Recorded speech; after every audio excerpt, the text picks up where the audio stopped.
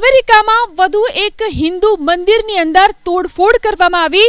આ સાથે જ કેટલાક વાંધાજનક સૂત્રો પણ લખવામાં આવ્યા। કેલિફોર્નિયાના ચિનો હિલ્સ વિસ્તારમાં આવેલું છે આ મંદિર કે જ્યાં તોડફોડ કરવામાં આવી।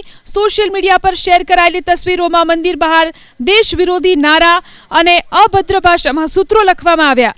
BAPS અમેરિકાએ સોશિયલ મીડિયા પ્લેટફોર્મ એક્સ પર આ ઘટના વિશે માહિતી આપી। ભારત વિદેશ મંત્રાલયે આ ઘટનાની કડક શબ્દોમાં નિંદા કરી છે। વિદેશ મંત્રાલયે એક નિવેદન જાહેર કરી કહ્યું કે આરોપીઓ વિરુદ્ધ કડક કાર્યવાહી કરવાની સ્થાનિક અધિકારીઓને અપીલ છે। એટલું જ નહીં, પૂજાના સ્થળોએ પૂરતી સુરક્ષા વ્યવસ્થા ગોઠવવામાં આવે તેવી પણ માંગ કરી છે। હિન્દુ મંદિર પર થયેલા હુમલાની ઘટનાને કચ્છના એકલધામના યોગી દેવનાથ બાપુએ પણ વખોડી। સાથે જ યોગી દેવનાથ બાપુએ આરોપી વિરુદ્ધ કડક સજાની માંગ કરી। સનાતન સંત સમિતિના રાષ્ટ્રીય અધ્યક્ષ જ્યોતિર્નાથ મહારાજે પણ ઘટનાની નિંદા કરી। અમેરિકાના કેલિફોર્નિયા શહેરમાં હિન્દુ મંદિર ઉપર અરાજક તત્વો દ્વારા હુમલો કરવામાં આવ્યો છે।